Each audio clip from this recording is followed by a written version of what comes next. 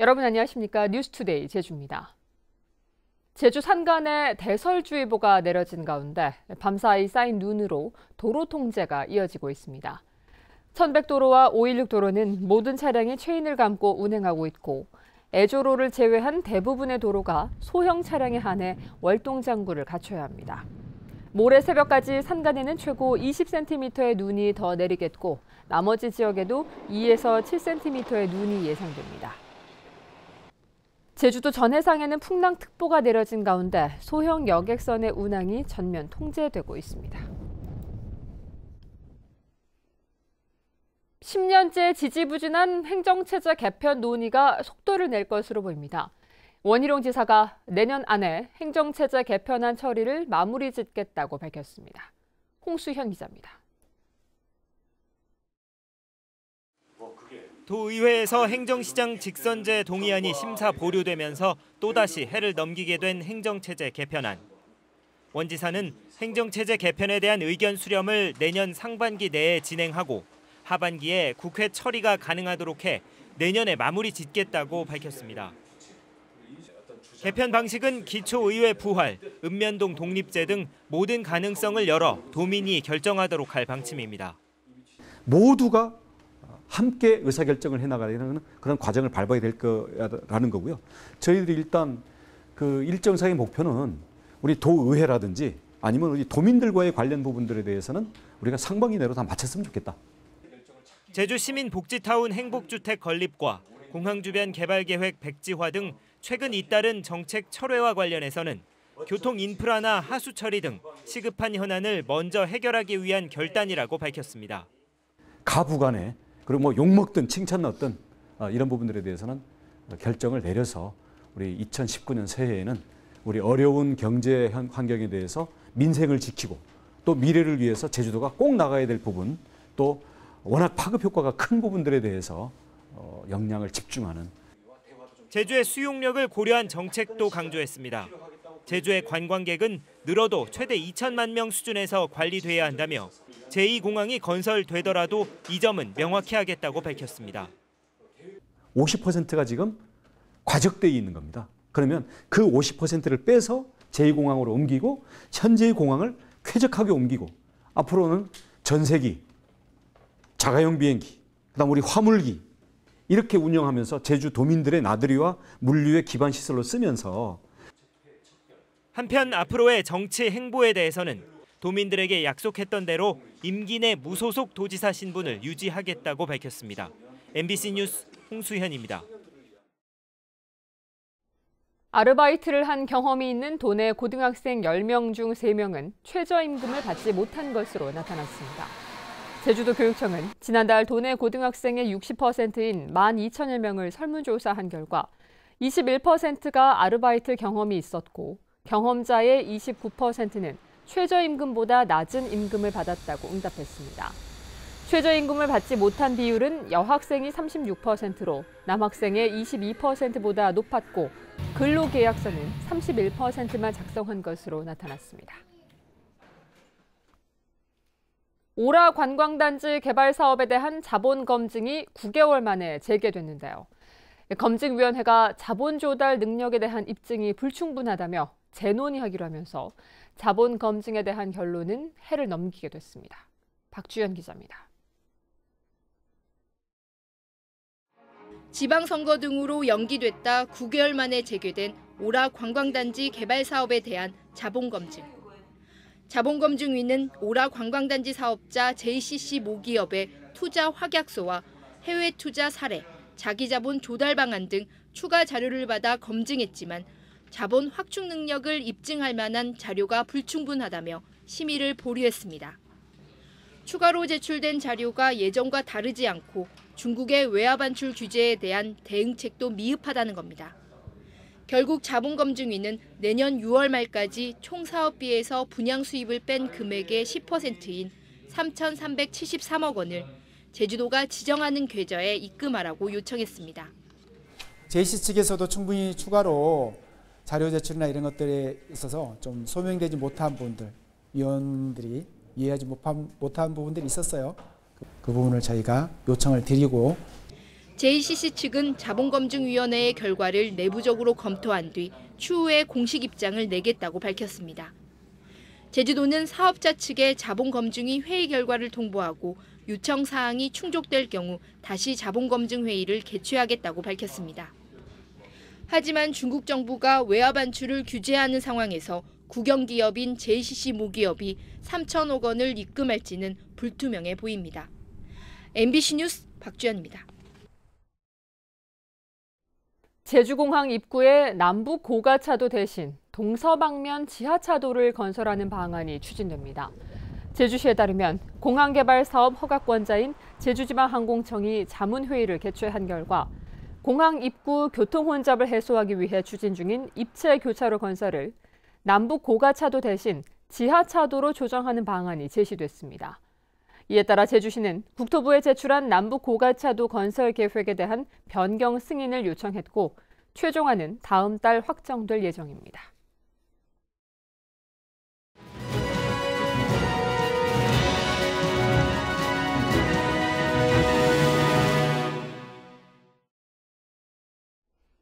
(2018년) 올 한 해를 키워드로 돌아보는 기획뉴스 순서입니다. 오늘은 마지막 순서로 평화와 인권입니다. 4.3 70주년을 계기로 제주 4.3을 전국에 알리는 계기가 됐고 예멘 난민과 갑질 교수를 둘러싼 논란이 올 한 해를 뜨겁게 달궜습니다. 김찬년 기자입니다. 70주년을 맞아 전국화에 시동을 건 제주 4.3. 미국의 책임을 묻는 서명운동과 문화제가 전국에서 개최됐고 추념식에는 대통령이 직접 참석해 4.3의 완전한 해결을 약속했습니다. 4.3의 진상규명과 명예회복이 중단되거나 후퇴하는 일은 없을 것입니다. 4.3의 진실은 어떤 세력도 부정할 수 없는 분명한 역사의 사실로 자리를 잡았다는 것을 선언합니다. 4.3 수용인들은 70년 만에 정식 재판을 받았습니다. 법원이 재심 결정에서 불법성을 인정했고 검찰도 공소기각 판결을 요청하면서 내년 1월 무죄 선고 가능성이 높아졌습니다. 말할 것도 없이 기쁘고 날개가 없어 못 날 정도로 지금 막 몸이 움찔움찔합니다. 너무 반갑고 즐겁고 참 좋습니다. 예멘인 400여 명이 제주로 입국해 난민 신청을 하면서 난민 인권 논란도 뜨거웠습니다. 난민 신청 허가를 폐지하라는 청와대 국민청원에 70만 명이 참여해 역대 최다 청원 기록을 세우는 등 난민 수용을 둘러싼 찬반 여론이 충돌했습니다. 법무부가 5개월 넘는 심사 끝에 2명을 난민으로 인정하자 난민 수용에 대한 찬반은 결과에 대한 엇갈린 평가로 이어지고 있습니다. بسبب ما يحدث في اليمن لا يزال الكثير من الصحفيين في اليمن معتقلين ومشردين ومطاردين. لماذا إذا ساءت الأمور في اليمن أكثر ولم تعد البلاد. 제주대학교 교수들의 갑질 논란도 올 한 해 제주 사회를 뜨겁게 달궜습니다. 폭언과 성희롱을 일삼았다는 학생들의 문제 제기에 학교 측은 해당 교수를 파면했습니다. 이후 제주대학교 병원 교수의 직원 폭행 영상이 폭로되는 단초가 됐고 소위 갑질에 대한 경각심을 일깨우는 계기가 됐습니다. 같이 얘기하면 좀 더 강하게 자기 주장을 드러낼 수 있다는 걸 학습 효과를 알게 되고요. 분위기를 알게 되는 거죠. 그런 면에서 올해 이 소위 대학 내에서의 학생들의 인권 유린이라든지 이런 것들이 부각된 측면은 대단히 긍정적인 측면이 있다고 좀 보는 거죠. 4.3 수용인에 대한 최종 선고와 갑질 교수에 대한 징계를 앞둔 가운데 평화와 인권 문제는 새해에도 뜨거운 이슈가 될 전망입니다. MBC 뉴스 김찬년입니다. 내년 제주 지역 주택 가격이 올해와 비슷한 수준을 유지할 전망입니다. 한국은행 제주본부가 제주권 주택시장 전문가를 조사한 결과 내년 제주권 주택 가격은 보합세를 유지할 것이란 전망이 우세했고 20%가량은 소폭 상승할 것으로 예상했습니다. 상승 요인은 인구 유입과 1, 2인 가구 증가, 개발 호재를 가장 많이 꼽았고 하락 요인으로는 대출 규제 강화와 지역 경기 악화 등을 들었습니다.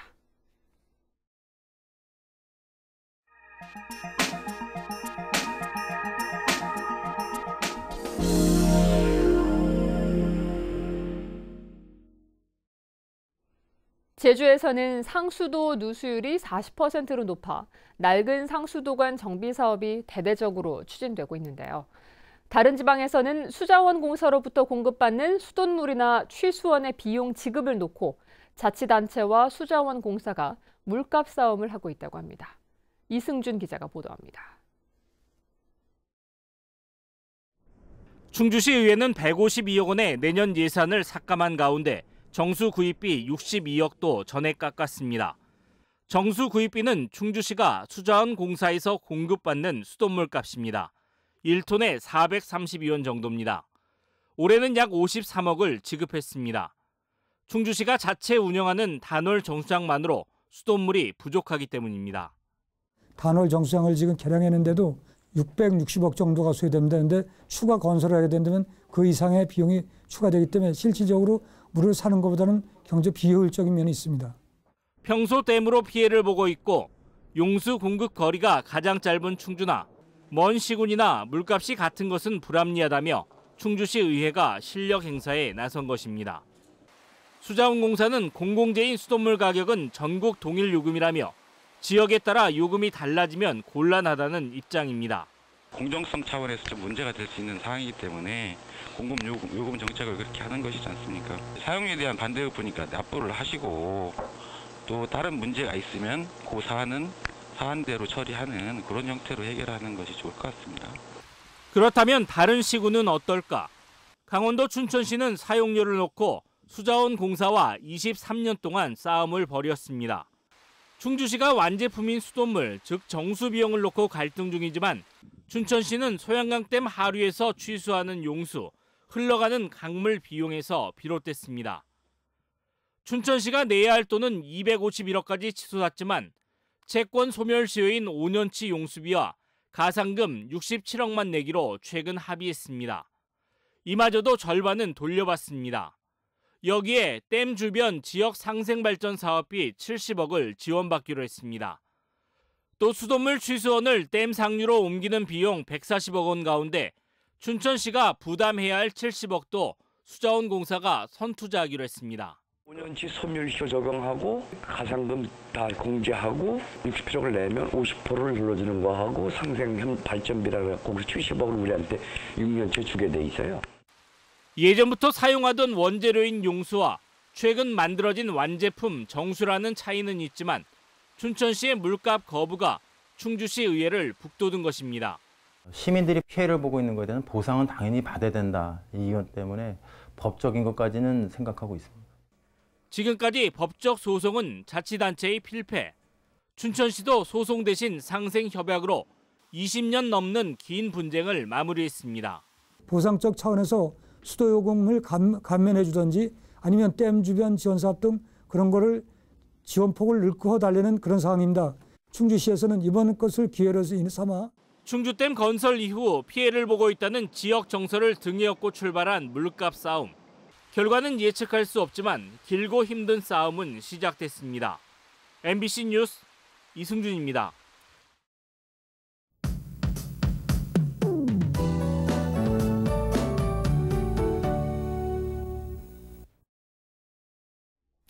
네, 주말을 하루 앞둔 오늘 출근길은 바람이 강하게 불고 눈이 내리고 있습니다.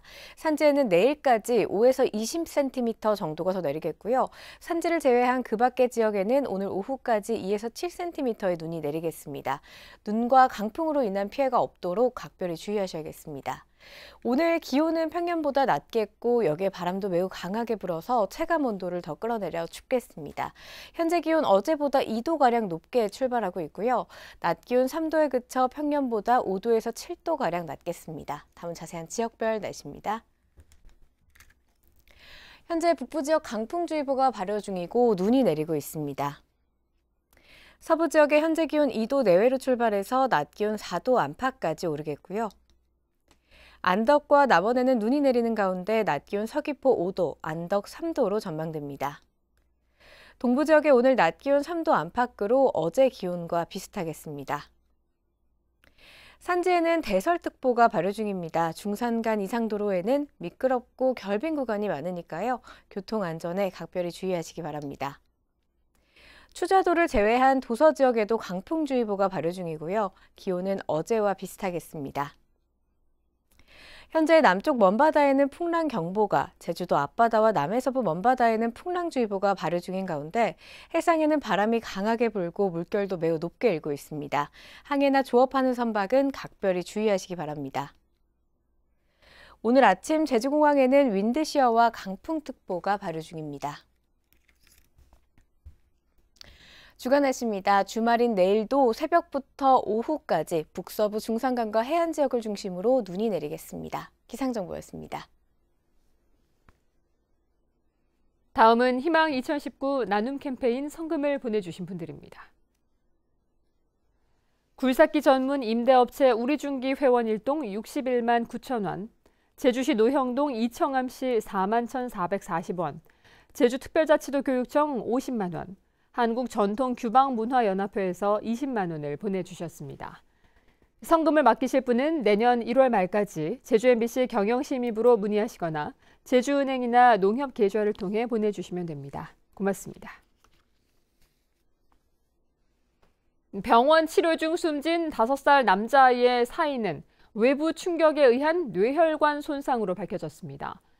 강현욱 제주대 교수는 숨진 김모 군에 대한 부검 결과 사망 원인이 외부 충격에 뇌혈관이 손상되면서 머리 안쪽에 피가 고이는 외상성 경막하 출혈이라고 밝혔습니다. 경찰은 외부 충격의 원인을 규명하기 위해 뇌조직 일부를 국과수로 보내 정밀 검사를 진행할 계획입니다. 해군기지 건설 반대 운동을 하다 경찰을 폭행한 혐의로 기소된 강정 주민 5명이 6년 만에 최종 무죄 판결을 받았습니다. 대법원 제3부는 특수공무집행 방해, 치상 등의 혐의로 기소된 조경철 전 마을회장 등 5명에 대해 당시 경찰의 주민봉쇄가 적법한 직무집행이 아니었다며 무죄를 선고했습니다. 경찰은 2012년 해군기지 반대 운동을 막기 위해 강정포구 진입을 봉쇄했고 이 과정에서 주민 5명이 경찰을 폭행했다며 공무집행 방해 혐의로 연행됐습니다.